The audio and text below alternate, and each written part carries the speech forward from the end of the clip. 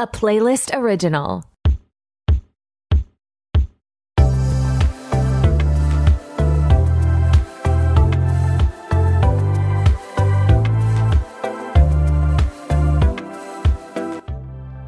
Hey, what's up? It's your host, Tori, and who is ready to be petty? Welcome back to another episode of RTBB. I'm so glad you're here. Today, it's a very fun episode with Lauren Meisner and Jordan Christensen from Centennial Beauty and the Renegade podcast with Lauren and Jordan. In my head, I've been really just calling them Becca Tobin and Kate Middleton because they are literal doppelgangers for two of the most beautiful women in the world, in my opinion.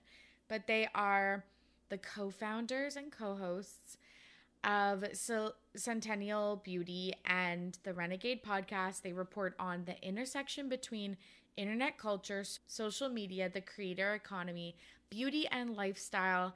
And we have a really fun chat for you all today. If you're listening to this on August 14th and beyond, just getting back from my vacay, so this was pre-recorded in July before I left.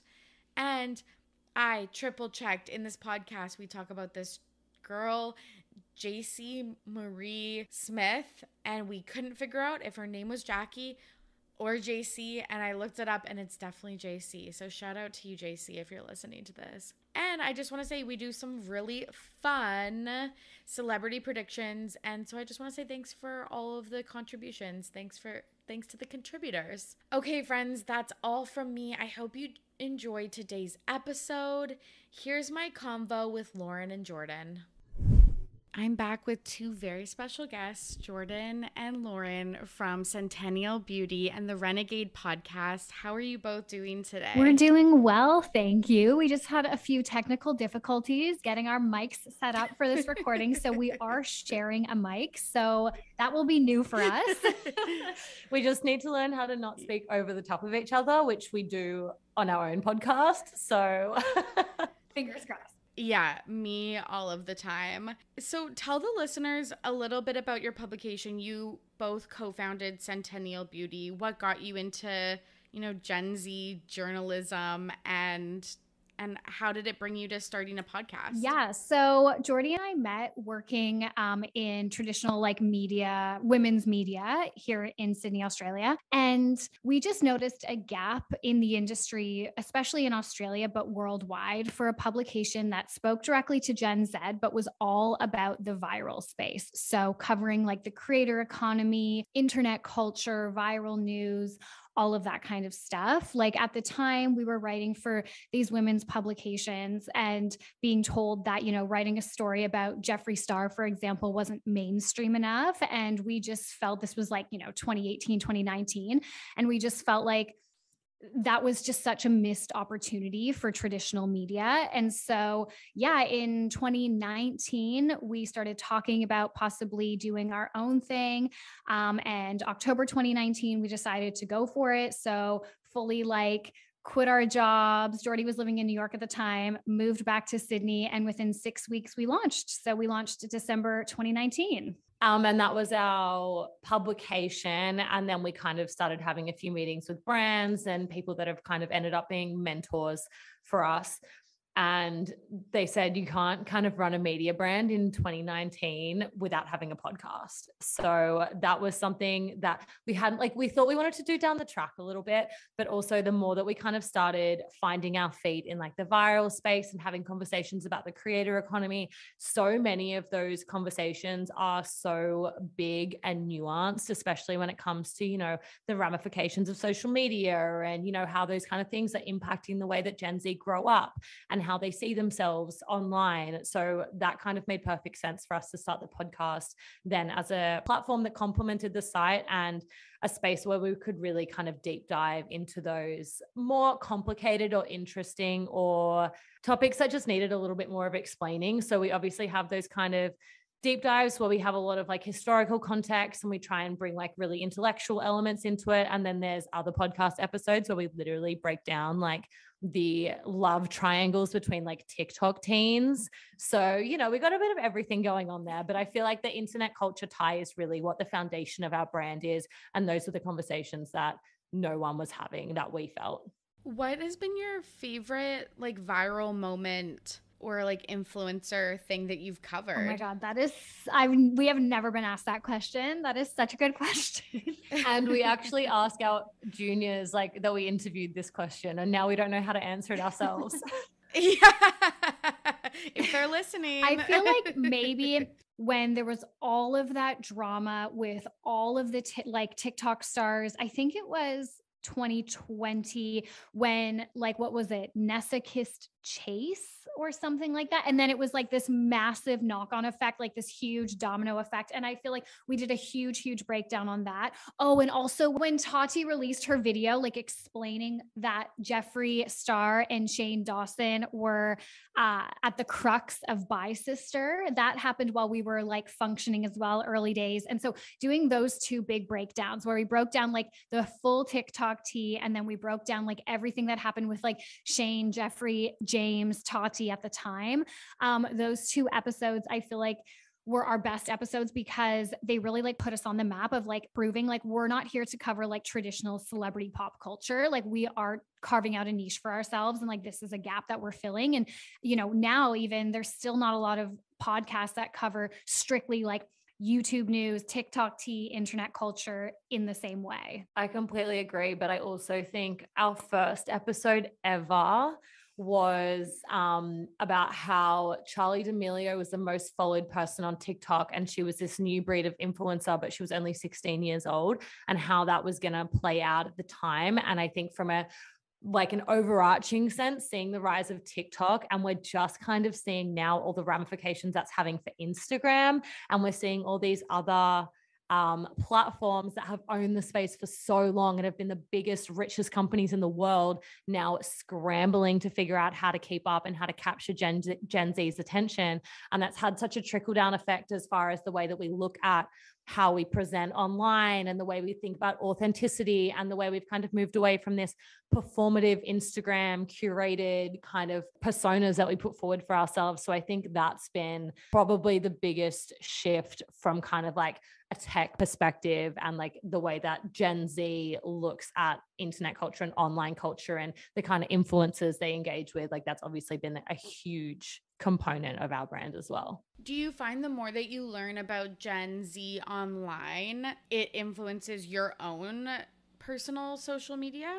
A little bit. I mean, I feel like just the way that like I function on social media now is more just with the trend of less filtered, less polished, more raw content. And I'm not posting like reels. I don't really use, social media like that for video or anything. I feel like because we have our brand and we are like constantly creating so much content for Centennial, because we are a startup, doing it on our own personal channels almost feels like a chore now. So, but even just like posting pictures and stuff, like not using presets and like being more into privacy, like just not posting every single little thing about my day online, like the way that I used to. I don't know if it's necessarily because we're so in the weeds with our brand and like how and understanding how Gen Z uses social media, or if it's just kind of like how the trend of social media, you know what I mean? Yeah. And totally. I feel like it's made me much more open-minded, but much more terrified as far as how I use social media. Like engaging in conversations has become this like minefield, which is, it's helpful for us because, you know, there's so much that we have to be across as a brand. We need to make sure we're on the right side of conversations, or at least presenting, you know, all the sides of the conversation that we think need to be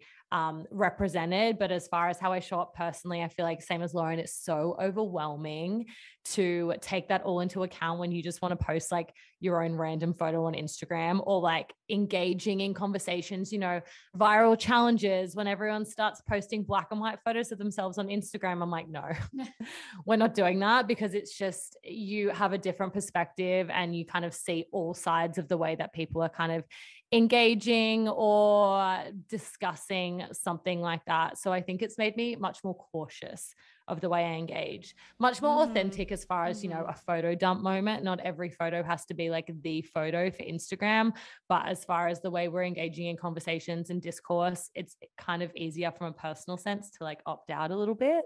Yeah, I totally get that. I've basically opted out of all of my own social medias now that I run the podcast. But the photo dump is so interesting to me because were you on Facebook back in the day when you would upload an album? Yes. For one night and it was like, 30 pictures.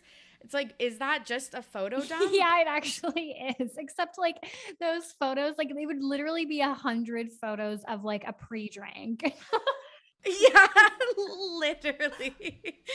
Oh my God. And I remember like I was the girly with the camera. So I would just get like 100 messages being like, when are the photos going to be uploaded? Oh my God. No, I was never the one with the camera. Like I was really into mobile uploads. Remember like muploads? That's what we used to call them on Facebook. Yes. A mupload? I have never heard that term in my whole life. Because you're too young. Yeah. That's so funny. Yeah, when you would like, literally upload like onto Twitter, it went to like another website to be able to upload a photo. And you had to use another website to even upload photos on Facebook at one point as well. It was so wild. It was the wild, wild west of social media. It was so fun. So we're going to talk about some fun stories today. We're going to talk about Kendall Jenner and like a possible copycat scandal, Selena and Francia, two best friends that kind of had a falling out but maybe reunited. And then we're going to do some celebrity predictions. I had some listeners submit people that they wanted to hear what we had to say of like their next career move. And then Jordan and Lauren are going to nominate a Pettyweight Champion of the Week. So let's get into it. You both wanted to talk about this Jaci Marie Smith / Kendall Jenner scandal. So Jaci Marie Smith is an influencer and the host of the What We Said podcast. And she kind of made some viral TikToks about Kendall Jenner possibly copying her hair and some of her poses and her outfits. I feel like this is absolutely wild. Do you think that Kendall Jenner is actually, taking cues from Jaci Marie Smith? Okay, so I have a few different thoughts on this. So all the time, and I think this is especially relevant for the Kardashians, and I'm paraphrasing Colt Paulson from the account Gay Man with a Spray Tan. And I think Lauren's made this point in the past too, but the Kardashians see everything. So I don't think it's that far-fetched that she's actually copying her. I especially think with the For You page, the way that it works now, everyone takes inspiration from someone. And I think Kendall Jenner could easily be like replicating outfits, replicating poses, I just don't think it's that like outlandish. And I also think that everyone dresses the same anyway on TikTok. Like, do you find that every single person on TikTok dresses the exact same? So the fact that Kendall Jenner is wearing like green pants and a crop top, the same as this like small scale creator, like she's not small scale, but everyone's small scale compared to the Kardashians. I think it could easily have been like inspired by her, but also there are literally a million other girls wearing the same outfit. So I think it's kind of like funny and cute. And I kind of love that she's gotten all this publicity for like Kendall copying her, but then Kendall deleting the photo after she like called her out, and that went viral, right? So it was this like bikini photo. She was like lying on a lounge chair, like by the pool, kind of with a hat over her face. And Jackie had a photo of that. And then Kendall had like essentially an identical photo go up, and Jackie made a TikTok about it that went viral. And then Kendall deleted the photo.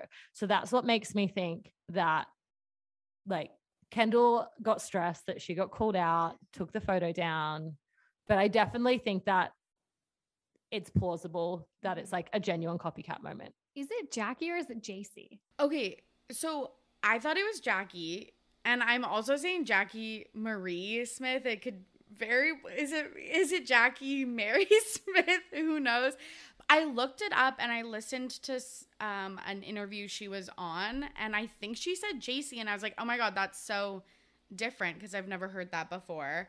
But I could be completely wrong. I say people's names wrong all of the time. No, fair enough. Because I'm like, I don't know how to address this answer because I don't know how to say her name. So I'm very sorry. But yeah, I'll say Jaci if you feel like that's what she said. But yeah, I agree that I think we all have people that we are inspired by, and she might not actually like follow her closely or like even know who she is. But, you know, like think about how Instagram works. Like our feeds are just flooded with pictures of random people that the algorithm thinks will like. And it makes sense based on like what Kendall posts and who she is and who she follows that Jaci's photos would show up on her, you know, I was gonna say For You page. I mean, possibly her TikToks and her For You page, but yeah, on her Instagram feed and like Explore page and things like that. So like I could totally see like, you know, Kendall scrolling through Instagram, finding her profile, just like saving a few of her pictures for like inspo and stuff. And like when I'm on vacation, half the time I'm like looking through my saved photos and being like, okay, I could recreate this exact pose or this exact outfit or this exact like vibe at this location. So yeah, I 100% think that Kendall probably gets inspo from people just like we all do. We're all regular people. And I feel like she was probably sent the clip of Jaci talking about this so many times by like literally thousands of people that she just felt like it was easier to remove the post. Yeah, I definitely think also because where it's like the Kardashians' eyes are everywhere, but also their team's eyes are everywhere. So if her team, I'm sure they have like jobs, like full-time jobs for people that just go through the internet. That's how they were like so like quickly able to delete the Chloe bikini pic and send like those cease and desist letters and all of that stuff. So I just feel like it makes sense that once she got like quote unquote called out for the bikini picture, because it was in a carousel and then she just deleted that one, that seems suspect to me. But I also think like it could be rooted in reality because Jaci/Jackie was at a Suns game, which Devin Booker, Kendall's boyfriend, plays for. And so if that's what she's like, if that's the kind of content she's liking on her For You page, like, or her Explore page, like, this girl's bound to come up, I feel like. I agree. And I also think that the Kardashians' job as a family and as a brand is to be like plugged into the zeitgeist and to know what's going on. And I think because of that, they have this unique ability to push it as far as they can possibly get away with. So I think this is just another example of a circumstance where they are just pushing it as far as they know is like socially acceptable. And then, you know, in a moment of controversy, and Kendall is like, for the most part, uncontroversial. So I feel like she took it down to kind of save her reputation a little bit. But I just think they're constantly kind of pushing the boundaries of seeing what people will accept from them. And this is just kind of like an example of that. Okay. But also I love to think that every single thing the Kardashians do and every single thing we see in the news about them, except for really bad things, like obviously Astroworld, is like a PR stunt. And so I could see, because didn't Jaci/Jackie tell this story on that new Kardashian podcast for Dear Media, right? Like with the guy that's always doing the Kardashian recaps on E. He was on their podcast. Oh, he was on their podcast. So I could see this as like cross-pollination, because basically the Kardashians have been going on Amanda from Not Skinny Not Fat's podcast, right? They really trust her. She's been doing these segments with that guy. What's his name? Colt. So she's been doing these segments recapping Kardashian news with this guy Colt, who then was on Jackie/Jaci's podcast. So I feel like this is all, so clearly the Kardashians trust Amanda. They trust Colt by extension because he's like a stand-in. He wins some like Kim Kardashian #1 fan thing as well. So I just feel like all of this is some big PR stunt to just keep, and like the Kardashians are the queens of keeping, like, I forget what the exact term is for PR that's like not controversial, but it's controversial enough. Yeah, like outrage, like sparking outrage, but it's not enough to be Yes, totally. canceled. It's like neutral controversy kind of. They are like the queens of that. So this is neutral controversy. Yeah, that's such a good point. And I think also the Kardashians, a lot of the things that they've been doing for PR, etc., have been really large scale traditional things. But I think with like people like Amanda and then maybe some other things, they've been trying to get into, this like lower tier influencer culture. Not to say that, again, Jackie/Jaci, like, she's huge But relative to the Kardashians, like and like Amanda, I think when she got Khloe and Kim on her podcast, I think she had like 300,000 followers on Instagram. So again, a lot, but by no means huge. So I feel like they're trying to trickle into this like lower tiered, pop culture band. Oh, completely. Actually, and JC, I'm just going to go with as you looked into it. I feel like JC now, she's making TikToks to the Mean Girls clip of Katie Heron being like, 80% of the time I'm talking about Regina and the other 20% of the time I'm waiting for other people to bring up Regina. Like she was saying that about Kendall, and all of her TikToks and podcast episodes have been about Kendall now based on this controversy. And like, obviously all of us, like JC is even like bigger than us by a long way, but all of us like medium pop culture commentary, like people that have interest in this obviously all want the association and the validation, right? Yes. So we're obviously going to keep talking about it if there's something that feels like we have a link to the Kardashians. Yes, everyone wants a fucking link to the Kardashians. It's so funny. But the other thing is that Hailey Bieber commented on Jaci now, her TikTok, and with just a heart. And then she replied and she was like, sorry, Kendall, Hailey and I are BFFs now. So like, it's definitely been seen by that tier of celebrity. 100%. I am in the camp of this is a PR stunt and it's good for all parties. Because I agree, they are trying to infiltrate that kind of mid-tier influencer rung. Like otherwise, Kim and Khloe would have just gone on like Call Her Daddy, you know? Like why would they not have chosen the biggest podcast? Like they're obviously trying to kind of feed into what we always talk about on the podcast with Gen Z, which is like this kind of like relatability and just basically grabbing the average viewer, you know? Yeah, absolutely. Okay. I think we've hit the gavel. Like we've case solved mystery. We were like the Scooby-Doo gang, but I think we can put a pin on this.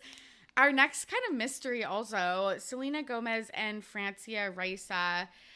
They have been BFFs since like Disney Channel days. Francia famously donated her kidney to Selena Gomez in 2017 when Selena was suffering from lupus. But they weren't like seen together for many years, like 2018 to 2022. And it was Selena's 30th birthday this week. Happy birthday, Selena. And Francia was at her birthday. What do you think happened? Okay, so my 2 cents on this is just that like Rare Beauty is doing really well. Wondermind, the kind of like mental health resource associated with Rare Beauty, like that's a big focus for Selena. And so I really think that she's like turned a corner. She doesn't care about Instagram anymore, doesn't care about social media, like the way that she's externally presented. So I feel like she's in a really good headspace herself personally. And then I also feel like Francia is starring alongside Hilary Duff in How I Met Your Father, right? So I feel like she's just kind of cracked this big break. Selena's in a really good place. So I feel like they're reconnecting to support each other like professionally, and Selena's in a better headspace to deal with the whole thing. So I just think that everything's kind of lined up. If they had beef, they've had enough time to kind of get past the heat of it all and then realize that it's time to be friends again. Also, like if you donate your kidney to someone, you are connected forever. So it makes sense that they would reconnect at some point. And like obviously friendships kind of ebb and flow. And it was a huge deal because of the massive sacrifice that she gave Selena Gomez essentially and how close they were. But if they really did have this falling out because of Selena's lifestyle, which is obviously all alleged, like drug use and substance abuse and all of this, like if that really is the case, then it makes sense that, like you said, because Selena's in a better place now, it seems, and her lifestyle is different, that they would reconnect. I don't think that they're falling out like they probably ever thought they would forever be not friends, if that makes sense. Like they just needed to kind of go through their own things. And like, I am a Selena Gomez stan, but like a new stan. I never really cared about her before. And now I just love her so much in recent years. I feel like Rare Beauty and then just like how she's conducted herself following that. She's just such a good celebrity, like such a good role model. And yeah, it just makes sense that her BFF who donated her kidney to her would come back. Also, can you imagine someone that gave you their kidney and then you cut them from your like a milestone birthday party list? Like that would actually be so dramatic. That's so true. Well, that's why I think that their kind of falling out was so looked at by everybody, is because it was like, wow, she gave her kidney up. Like, you may need that in the future or whatever. And then the rumors were that she felt disrespectful from Selena's lifestyle, that she was like drinking and stuff like that. But you're right, Selena's in such a good place right now, so it kind of makes sense. And Francia in 2021, so like about a year ago on World Kidney Day, talked a little bit about her experience donating a kidney. And it was like so funny because in 2017, when the kidney donation happened, she posted a picture of them together. And then in 2021, it was just a solo shot. So I was like, oh my God, this is like so funny. But Selena retweeted her, like quote tweeted her, and was like, thank you, love you, whatever. So I wonder if that opened the door for their reconciliation. Yeah, I just think Selena, like, she must have a reason, for, the breaking up of the friendship in the first place, or them deciding to kind of become friends again. I'm the same. I feel like whatever her decision is the right one, except getting into music. No, but I also see the flip side, which is like Francia donated her kidney and then Selena is involved in this lifestyle, which affects the kidney, like drinking, drugs, like, I can see how she would be like, it could have been her decision to sever the friendship, not Selena's. Francia's. Yes.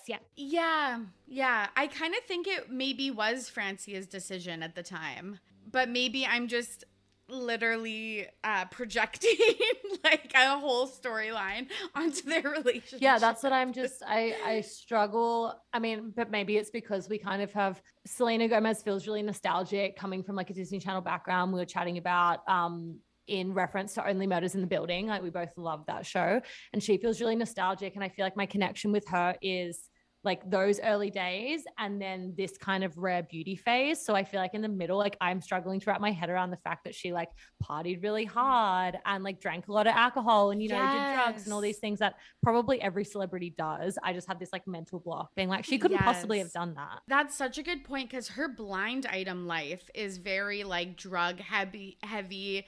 There's the clip of her and Justin Bieber like in Skid Row in LA, like probably looking for drugs. Like it's just, but her image is squeaky clean. So yeah, I completely agree. I kind of blank those, 5 years out of my life. But I'm happy for them regardless. They looked really beautiful at her 30th birthday.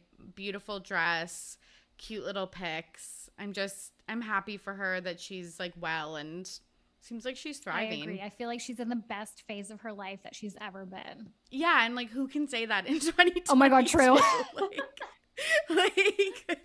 So congrats, Selena.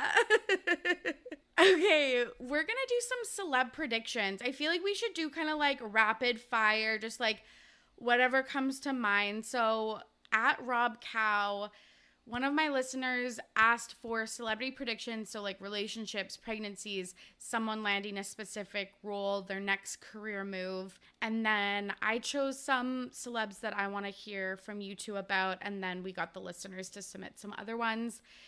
So the first person is Rihanna because she just had her baby. She just trademarked Fenty hair.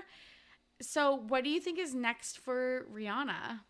No more music. I think she's kind of done with music, to be honest. And I think that is going to cut a lot of people like really deep. Like everyone keeps being like, when are you bringing new stuff out? And she just like is consistently leveling up on the business side. And we're seeing that. And everything she brings out is so successful. Like Savage X Fenty and her perfume that sold out, Fenty hair now. Like I think she's made her choice. So I think as far as like what's next for her, I think she'll just be focusing on like ways to expand her like beauty empire essentially at this point. I like don't mind that Rihanna seems to be out of her music phase. I do think she will in a couple years absolutely like shock everyone and drop maybe a single, maybe not a full album, but like drop a song just to appease fans and kind of have this massive moment. But yeah, I do really feel like as an artist, she's kind of moved on, but I don't hate it. Like I like Rihanna as a businesswoman. I think that this is where she's happiest, where she's most at peace. She doesn't need to be in the spotlight so much anymore. And she literally became a billionaire because of it. Like, let her live. Yeah. Especially I like love being a that. mom as well. I think the position that she's in, like the stepping back and being a bit more private, makes complete sense. And she's also been so successful as an artist that if that's not like what she truly wants to be doing, like she's kind of already ticked all the boxes in that respect, you know, like maybe she wants to tick all the boxes in a different sense now. Yeah, she's given us perfect albums. So, yeah, and people, change careers. So I think it's totally fine. Even though, of course, I would love some more Rihanna music. But, like, yeah, she's raising a kid, running a billion-dollar empire. She's good. What about Adele? She just announced that she finally rescheduled her weekends with Adele residency in Las Vegas. Do you think she's going to marry her boyfriend? I don't know. Like, I'm not an Adele girly, to be honest. Like, I actually don't know if I've ever chosen to listen to an Adele song, which I know is very controversial. And it's not that I don't. I was just gonna say this is where you get canceled. Like Centennial Beauty, like hates Adele. No. It's not that I think she's a bad artist at all. I completely respect her. It is not my kind of music. I can only listen to music that is either like hardcore emo, like rock though, like Evanescence vibes, not like sad, or like really happy pop vibes. Like I don't like sad music. I don't like ballads. So like, of course I don't really vibe with Adele. So I don't really know. I don't know much about her new relationship, but I know that because of how she canceled her was it her Vegas residency that she canceled? Yeah, so this spring she said it was due to COVID, but the rumors were that she was not happy with the way that the show was coming together. So they, I guess, postponed it. But people thought they were going to flat out cancel the entire thing. So I guess it's good that she did reschedule. Yeah, but I feel like now the whole canceling of it kind of put her in such a negative light. Like people were really confused. She didn't really give a clear answer. And she still really hasn't given a super clear answer as far as I know. So I feel like the rescheduling of it, obviously it's great, but like there's going to be such high expectations on this now for people to really get their money's worth and to like be like, okay, this was worth the wait. I have literally nothing to contribute on Adele. I'm sorry. People are saying that it's getting serious with her boyfriend, Rich Paul, but it seems like when I listen to her interviews, like the Oprah interview and stuff like that, it seems like she doesn't want to get married again. So I think she's just fine with like a long-term partner. Okay, the next like everyone wants to hear about them, myself included. At Ocean Nicole says the Kardashians. Do you have any thoughts about where Kim, Kylie, Khloe, or Kourtney or Kendall are going next? I don't have a Kardashian like specific, but I have a Kardashian adjacent prediction. We were talking about where Pete Davidson goes because we talk about how he's a bit of a social climber. You know, he loves to kind of like level up who he's sleeping with and like elevate his own star power.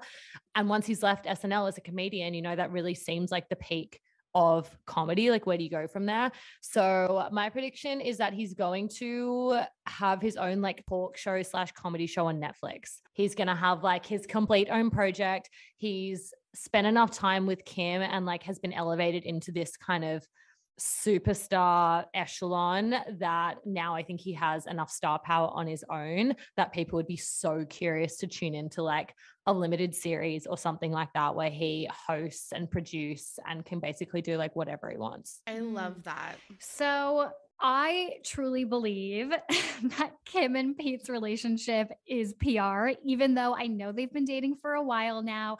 I know he has her kids' names tattooed on him. I think that they are having a lot of fun. I do believe they really enjoy each other's company, but I do think it started as PR. And I think it still very much is a business decision for them because it has been so beneficial for both of them. And that's not to say that they don't spend time together without like cameras there and stuff like that. But I just think they're in it for more than just liking each other or loving each other. So while I do think they'll continue to date for a while, I do not believe that I do not believe that Pete Davidson will end up as like Northwest's stepfather. I don't think they'll go the distance. And I think they both kind of know that, even though he did tattoo their initials on his body, but he has like a million tattoos. And I feel like when you have a million tattoos, you don't really care. You can just cover it up easily. I do think Kylie is engaged. I know there was rumors on TikTok that she's married. And we covered that this week, I think it was on our podcast, but I don't think she's married yet, but because we'd have public records of that, but I do think she is engaged. And I do think the TikToks that we saw on her TikTok from, was it last week or this week, of her in like the white gown and all of her best friends wearing like tight black bodycon dresses. I do think that was either like a bridal shower or a bachelorette party. So I think we might see a Kylie Jenner, Travis Scott wedding soon. And then in terms of Khloe, I mean, I don't know. I don't have any speculation on Khloe. I feel like she's really been through the ringer recently, and I feel like so bad for her. And I think she'll just like, have her new baby. She'll just really like hunker down and try and wait out this PR storm and just enjoy her new baby, regardless of all the Tristan stuff. And then for Kourtney, I mean, another controversial opinion, but I think that Kravis is incredibly toxic. And I think that they might have, I know they've been trying to have a baby. We saw that on the show, and they might have a baby soon, but I don't think they'll last forever. I truly believe their relationship is very toxic. And I think it will eventually break down. And that's really negative. And I'm sorry. Oh my God, no, I love that hot take because I feel like everyone was so on the Kravis train. I definitely think they have like some codependency issues and stuff, which yes, might lead to a divorce, but I definitely think that they're, gonna have a baby, but I kind of like that they've been keeping it low key because I think everyone was a little bit sick of them after their wedding and their fucking 5 engagement parties and all of that stuff. It was so much. I love the idea of Pete having a special. I could see him like host like a new 2022 version of Punk'd. Oh, love that. That Ashton Kutcher, because like I feel like he has Ashton Kutcher upside, I guess. And I definitely think Kylie Jenner's party was some type of bachelorette. So, okay, the one other thing I wanted to mention about Pete Davidson and Kim Kardashian, I think that they'll break up maybe in the winter, but it was interesting to me. He just was interviewed and he was like, you know what? One day I really want to have kids. And it wasn't even like brought up by the interviewer. And I was like, this is, again, I feel like he plays the game too, the PR game. So I just wanted to add that in. Yeah, he's a pro. Like if you follow his trajectory, and I think everyone has kind of, it seems like he's reached the top. So people aren't kind of like tracking the climb anymore. But when you look at like the people that he's dated, it's so calculated the way that he's moved up the food chain, like this star ladder, that it can't be a coincidence, like he's gotten where he's always wanted to be, and you don't get there without like strategy and hard work. Oh, I love that. Because again, I feel like we look at women in pop culture as like the maybe more calculated social climbers. So I love that we're just shitting on Pete Davidson nowadays. Me too. Justice for the Kardashians, because they get the fucking like brunt of it all, and nobody looks at whether it's the men around them or just like Hollywood men in the same light at all. And like Kim and Pete is such a good example of that. Like, they're constantly being called social climbers, like manipulative, strategic, whatever. And it's like Pete Davidson is the exact same, but he just gets to play it off as like this goofy puppy dog who just like fell into it. No. we won't take that as the truth, like seriously. Okay, at Katya Soana asks about Gigi, Bella, and Anwar. I feel like we haven't heard about that. They haven't been in the headlines for a while. I don't know about kind of their future. I think it's really interesting that Gigi has like been so private with Kai, and the whole Zayn Malik breakdown, like she's been laying so low after that. There hasn't been any news about anyone she's dating. So I actually am not sure what direction I feel like she's going to go. I don't think she's necessarily going to go back to modeling. Maybe she will kind of join the celebrity bandwagon of like trying to launch some kind of beauty brand or like do a fashion collab or something. So I don't feel like she feels the need to be fully in the spotlight anymore. And on the flip side of that, Bella Hadid wearing the world's ugliest clothes to keep people talking about her is like so interesting to us. We were having this conversation that we think because she's so hot, she's just seeing like how far she can push it and people still call it fashion. Like it's not fashion to wear, what are they called? What were you calling them? Bermuda shorts. Oh my God. When I saw a few celebs wearing Bermuda short length shorts, I'm 5'1". Like I was in tears. I'm like, those can't come back. See, this is another one where I do believe that the way that Bella dresses is partly like she does really like that kind of nostalgic vibe. And I do think she's really creative and artistic. So she is putting things together that she genuinely thinks looks cool. But I also think part of it is strategy, where she knows it's like similar to what people think Addison Rae does and did, especially at the beginning of her career, which is like wear things that are just like they're with the trend of nostalgia, but they're ugly enough that people are talking about it. But again, it's like neutral controversy. People are constantly talking about Bella Hadid's outfits. And it's like, why are you wearing that? But it's not like negative controversy. It's just kind of neutral, you know? So I think people need to realize, this is like me on my soapbox, how strategic celebrities are. Like being a celebrity is a job, not just like modeling. Like Bella's job as a true A-list celebrity has so much around it as well as just like her modeling career, if that makes sense. Especially when you look at Bella now, she's got Kin Euphorics, which she co-founded. She's always promoting and talking about Kin. And she's just launched her NFT collection, Cybella, which honestly is like baffling. We just do not really understand that as a concept. But she has projects now that she has skin in the game about whether or not they're successful. So I feel like keeping herself in the headlines with this kind of like neutral controversy is the best way to sell her products. And she's kind of always sold products, you know, as like an ambassador, as a model, where it doesn't really matter if they do well or not. And her star power has been just like being beautiful, being high fashion, being luxury. So she hasn't had to work that hard. So maybe this is like manifesting her actually realizing that selling your own products requires like a little bit more upkeep, you know? Yeah. And it's absolutely. so rooted in just keeping your name in the headlines, right? Like it's recency bias. Yeah. It's like classic psychology where it's like, I love Bella Hadid because I see her name 50 times a day. I don't know why I love her, but I love her more because I constantly am exposed to her. So that's kind of where I land there. And with Anwar, I have actually no idea. I was really only like introduced to him or connected to him because of Dua Lipa, and obviously they broke up. So yeah, I have no idea. Yeah, same here. At Larry Sky Hayes, please correct me if I'm saying any of your handles wrong, asks about Florence Pugh. She has the Harry Styles, Olivia Wilde movie coming up. What about Florence? What's her next big... Have you seen the beef between Florence Pugh and Olivia Wilde? Yes. Okay. I covered it on a podcast that hasn't come out yet, but will come out before this one. How she's just not posting about it.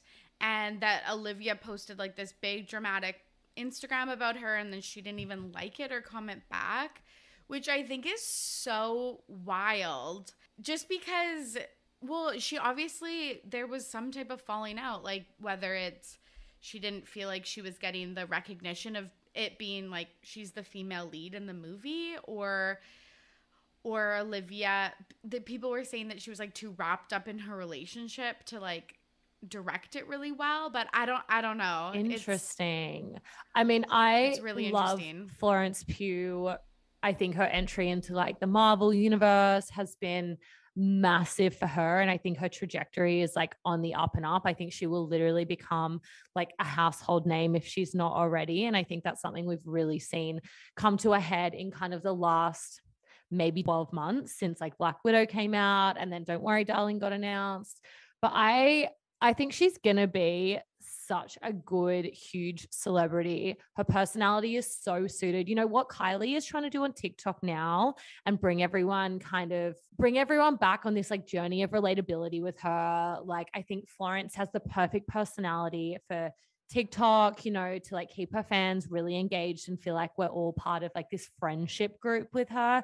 So I'm not sure like what her next project will be, but I think it's going to be massive. I think she's kind of going to outgrow, you know, Olivia Wilde is only relevant because of the Harry Styles connection, and she did a great job with Booksmart. We both loved that movie. So I am curious to see how Don't Worry Darling is like received more widely, but I think Florence Pugh is like going to be the next like massive thing. I think she's going to be the face of like all these beauty brands, like all these fashion brands are going to want to work with her. I just think she toes that line of celebrity, but like relatable and funny and beautiful and like everything at the same time, personally. Do you think she's still together with Zach Braff? Yeah, I think she is, right?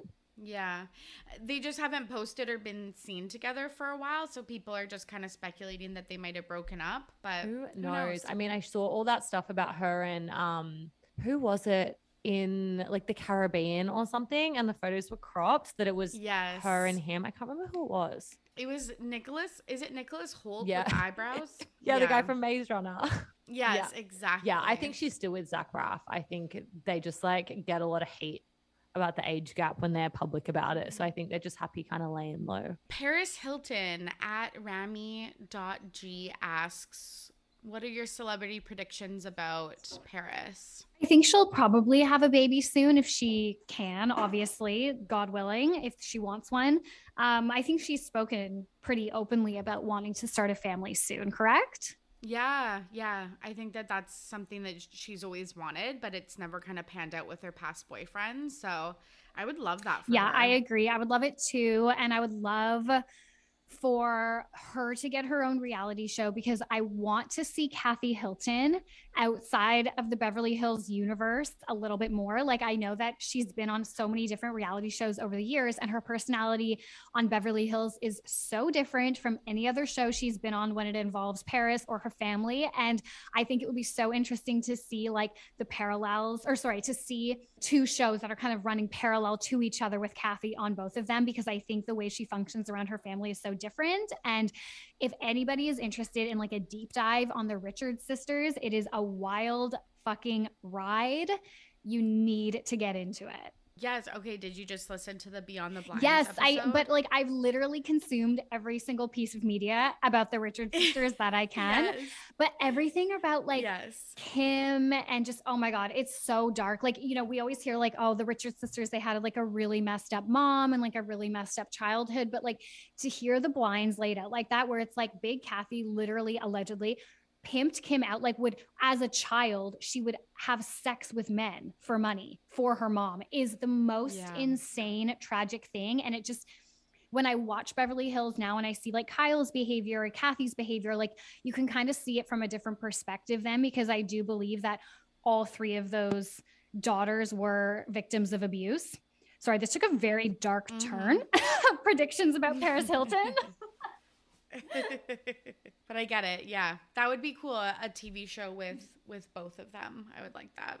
At Hermit Power and at Maria.t.evans asks about Britney Spears. What's next for Britney? I think she's just announced her new collaboration with Elton John. So I think she, from a professional sense, is just going to bring us like a new album. And I think it will be so interesting if it's a completely different kind of direction or genre from what we've seen from her so far. I think she's kind of like taken the power back creatively.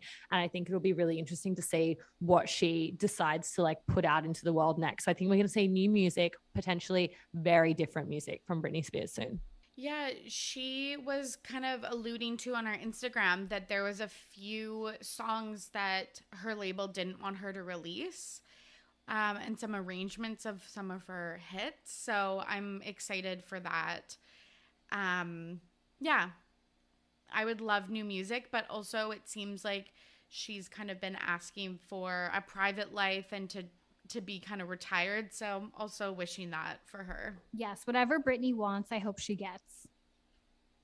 Yes, exactly. That's the bottom line. We're finally at the part of the show where our two guests, Jordan and Lauren, are going to nominate a Pettyweight Champion of the Week, someone in the media who did something petty and it was iconic. Lauren, who are you nominating today? Okay, I wouldn't say it's iconic, but it's really fucking annoying.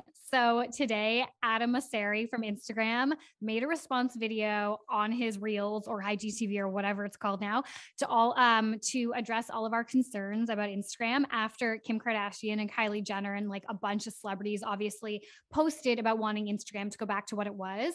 And what I found so petty about it was that he was just sitting there basically saying, like, I know you're all upset, but you are the reason that the app is changing. Like, he was putting it on us as the users, saying, you guys just want more video.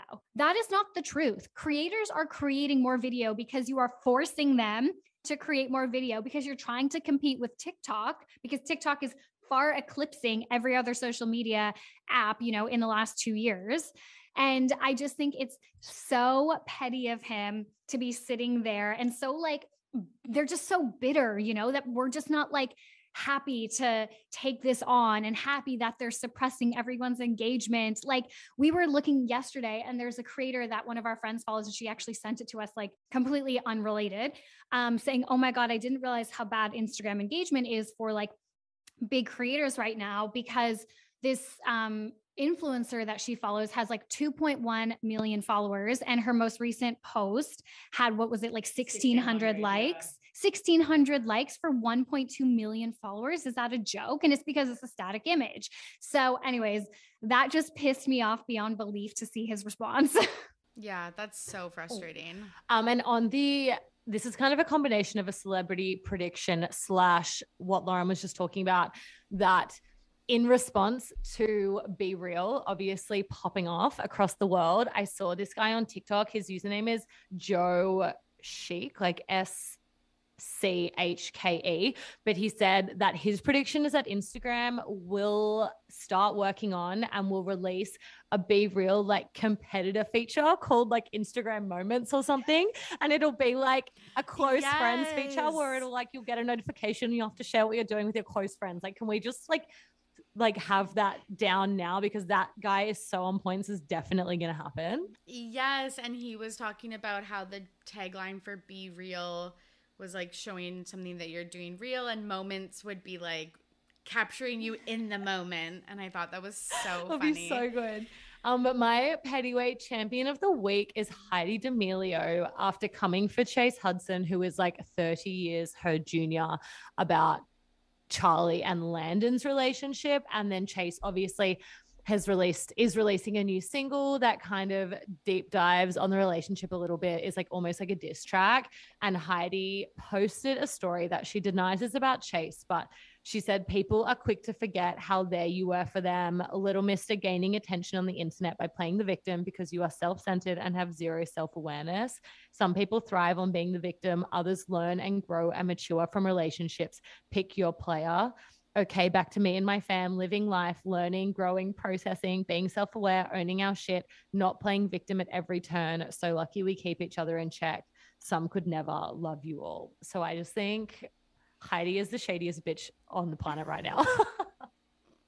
Well, and like she didn't explicitly mention Chase, and then she did backtrack and post an Instagram story being like, this wasn't about Chase, or she didn't say this wasn't about Chase. She said this wasn't about anyone in particular or something like that. But I just think these TikTok parents in general getting involved in the drama, they're just always so out of control. Like, I don't know. It just gives me weird vibes. And after watching the D'Amelio show, I'm like, I don't trust that they're always, and this is maybe like a bad thing to say, and maybe I shouldn't say it, but like, I don't trust that they are always doing what's in their children's best interest. And that's not just the D'Amelio parents. I just mean like, they kind of give me like stage parents vibes, Absolutely. So, okay, just clarify for me. So, because Chase Hudson was Charlie D'Amelio's ex-boyfriend, Landon Barker is her new boyfriend, but they were both at the Kourtney Kardashian, Travis Barker wedding,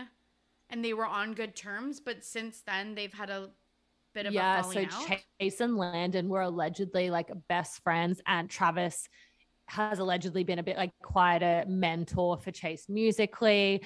And then when the first photos and rumors of Charlie and Landon started coming out before they'd officially confirmed it, they like unfollowed each other on everything. And then Charlie and Landon officially came out with their relationship. And then Chase started dropping this like diss track adjacent song hints that I think it's coming out tomorrow. It's coming out on the 29th. So it should be out soon. But oh yeah, it'll be out when this podcast is out. Okay, well, everyone go listen to that. But like it has nothing to do with Heidi. You know, you don't see Travis Barker getting involved being like, look at my like little protege like screwing over my son or something. Like, I don't know. It's just so funny that these TikTok parents have the audacity. Like they feel like because they've kind of grown up with their children and become like kind of popular at the same time by default. They feel like an ownership over their fame in a way, or they're like using it to leverage their own fame. It's the most bizarre way that this kind of thing functions. It kind of seems to be like a TikTok specific thing, because we see it the same with like Addison Rae and Monty Lopez and like Sherry and that whole relationship too. Yes. Yeah, I was just going to say them because people are like, why are people following the Monty Lopez thing? I'm like, he has 13 million TikTok followers. He is a star in his own right. Totally.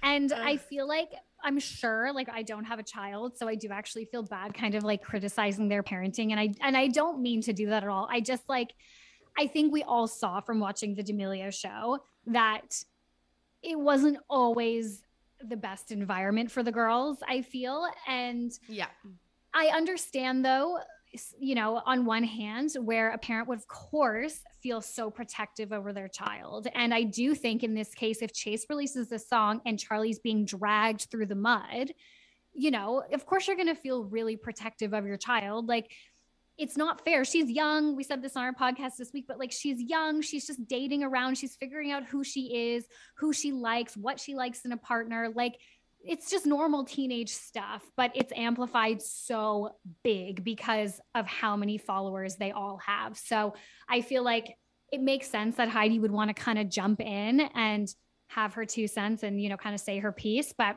it is definitely petty. Yes. Amazing. Okay, that brings us to the end of the show. Thank you so much for coming on today. Where can the listeners find any of your content and anything else you both want to plug? So our website is centennialbeauty.com, and then our TikTok and all associated social accounts are at Centennial Beauty, and our podcast is Renegade with Lauren and Jordan, and we release an hour-ish episode each week, kind of deep diving into the single biggest topic on the internet that week. So yeah, if you enjoy our like hot takes on TikTok drama, listen to the pod. I love it. Okay, thanks so much. Thanks so much for having us. Thanks, Tori. This was so fun. And there you have it. Thank you so much for listening. And thank you to Lauren and Jordan for joining me on today's podcast. If you enjoyed today's episode, the best thing you can do is rate and review on Apple Podcasts and Spotify. And if you enjoyed it and want more content, you can follow me at RTBP Podcast. We have some fun merch items out there, a custom RTBP Starbucks cup and a Ready to Be Petty keychain. It's like one of those old school hotel ones. Super cute. You can find the links to that in my episode show notes and the bios of all my socials. Okay, friends, it's been a slice. I hope you are safe and healthy out there. As always, I'm your host, Tori, and I am ready to be petty. See you soon. Bye.